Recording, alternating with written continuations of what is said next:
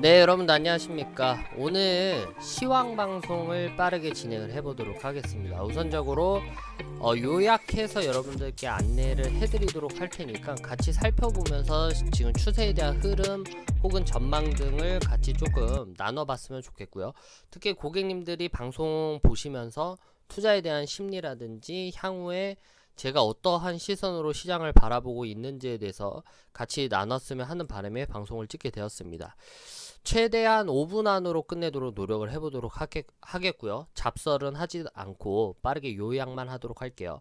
우선적으로 연말에 제가 한국 증시에 대한 전망을 어떻게 봤죠? 하락으로 보았습니다. 하락으로 봤던 이유가 세 가지, 하나, 둘, 세 가지를 살펴보시면 될 것 같은데, 대주주 양도세 금리 인상 테이퍼링에 대한 악재가 있고, 더불어서 인플레이션, 고물가로 인해서 물가를 잡기 위해서 통화정책인 금리 인상을 몇 차례를 할 수밖에 없기 때문에 이러한 인플레이션에 대한 우려로 금리 인상의 속도가 빨라지고 12월에 이제 대주주 양도세에 대한 우려 매물량이라든지 테이퍼링 이러한 채권 축소 등을 통해서 시장에 대한 증시의 전망은 사실상 좋진 않다라고 말씀을 드렸는데 최근 들어서 호재가 떴습니다. 떡상 호재가 반도체에 대한 업황들이 반등을 하고 있다라는 건데 이 점을 좀 주의 깊게 봐야 돼요.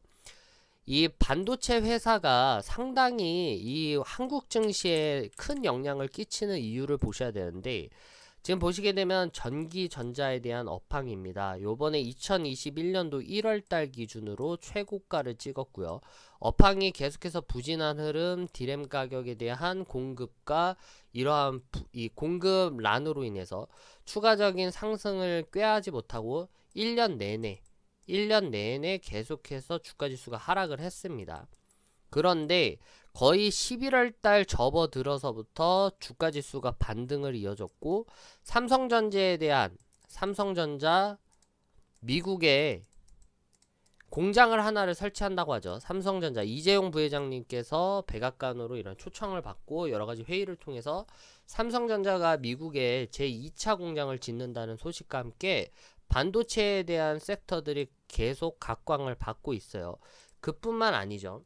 디램 가격이 공급이 내년부터는 이제 원활하게 진행이 됨으로써 디램 가격에 대한 수요가 공급과 마찬가지로 안정화가 접어들어서 디램 가격에 대한 상승이 이 매출로도 연결이 될 수도 있다라고 나오고 있어요. 지금 보시게 되면은 삼성전자 미국의 신규 파운드리 테일러 확정입니다. 테일러시 확정됐고 20조 원의 규모로 지금 현재 이러한 호재가 계속해서 나오고 있다라는 점, 그리고 2024년 하반기 가동일 예정으로 하고 미국의 투자 중 역대 최대 규모로 지금 현재 투자를 한 거라고 얘기를 합니다. 전자 업종들이 빠르게 회복을 하고 있어요. 그래서 인버스에 대해서 제가 좀 긍정적이게 살펴봤었는데 보시게 되면은 주가지수가 12월 연말에 하락으로 제가 예상 컨센서스를 잡았지만 빠르게 포트폴리오를 수정을 했습니다. 포트를 수정을 했고 반도체 업황 같은 경우에는 섹터 중에서 가장 시총이 높아요. 가장 시총이 높은 탑1입니다. 탑1. 이 말이 무슨 말이냐면 업황 같은 경우 테마 같은 경우 많죠. 바이오 섹터 있고 아니면은 뭐 제약 섹터 있고 게임 섹터 있고 여러가지 섹터가 있잖아요. 특히 올해에 제일 핫했던 건 메타버스, 메타라든지 NFT 이러한 가상화폐에 대한 섹터들도 상당히 잘 나갔지만 이러한 섹터에서 시총으로 제일 많이 국민 주식으로 알고 있는 삼성전자라든지 SK 하이닉스가 제일 많은 투자 금액을 지금 현재 내포하고 있는 탑 종목이기 때문에 코스피라든지 코스닥 지수가 이러한 반도체에 대한 업황들이 계속해서 수요가 증가가 되면은 올라갈 수밖에 없죠. 그래서 빠르게 지금 포트폴리오를 수정을 했고 인버스에 담고 있다가 반도체 섹터가 본격적으로 상승 사이클을 달리고 이전의 고점, 천장 부분을 다시 돌파할 수 있는 이러한 생각도 해봐야 되기 때문에 인버스를 지금 당장 투자를 하는 건 리스크가 커 보여서 일단은 인버스에 대한 투자를 제가 관망으로 유지를 하고 반도체에 대한 섹터에 조금씩 눈길을 돌리고 있는 시점입니다. 그래서 SK 하이닉스라든지 삼성전자 같은 경우에도 이러한 사이클을 조금 더 주목을 해보셔야 될 것 같고, 저도 매번 얘기를 했어요. 탄력적으로 증시를 봐야 된다라고 얘기를 했습니다. 증시 상황이 무조건적으로 저만의 사고를 고집을 한다라고 해서 되는 것도 아니고, 저 같은 경우에도 나의 예상이라든지 이러한 생각들이 틀릴 수 있기 때문에 계속해서 탄력적으로 시장이 움직이는 걸 보면서 고집을 꺾고, 나의 욕심이라든지 고집을 꺾고 탄력적으로 시장을 이길 수는 없습니다. 시장에 수응해서 또 수긍해서 시장이 가는 방향으로 가야지, 무조건 내 고집으로 계속 버티다 보면은 수익만 계속 까져버려요. 수익률만 계속 까지기 때문에 지금으로서는 메타버스 이제 NFT 이러한 테마주를 바톤을 이어받을 수 있는 게 이러한 반도체 섹터가 되지 않을까라고 조심스럽게 생각을 해봅니다. 그래서 이러한 부분으로 인해서 일단은 시장에 대한 전망을 하락에서 다시금 상승으로, 일단은 저 투자에 대한 의견을 상승으로 조금 바꿔놓은 상태입니다. 내일 조금 주목을 해야 될 게 뭐냐면은, 이것만 말씀드리고 끝낼게요.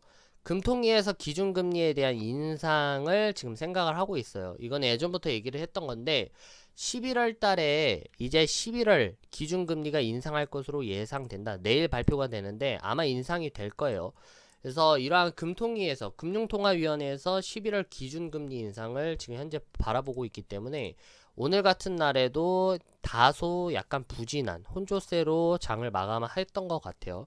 그래서 11월 내일 있을 이 금통위의 금리 인상에 대한 결과를 살펴보고, 외국인들이 최근 들어서 특히 전기전자 업종에 대해서